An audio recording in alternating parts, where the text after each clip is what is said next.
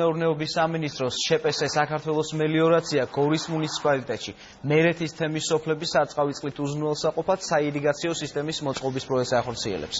ახალი საირიგაციო ქსელით მერეთის გუგუთიანთკარის, ზარდიანთკარის და კოშკას მოსახლეობა 185 ჰექტარი მიწის ფართობის მოწყობას შეძლებს.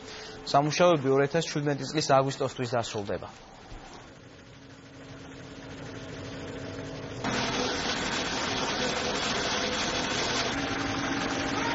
საქართველოს სოფლის მეურნეობის სამინისტროს მელიორაციის მიერ ხორციელდება მერეთის თემის სოფლების გასარწყავის პროექტი.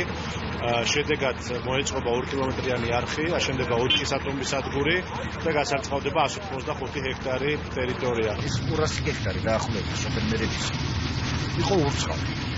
ვერ არწყავდა ხალხი, მაგას უკეთესი რა უნდა გაკეთებულიყო სოფელში ხალხი დააკავდა. თავარი არის წყალი. ამ სამუშაოების შედეგად წყალი იქნება და ყველა მოიყვანს მოსავალს.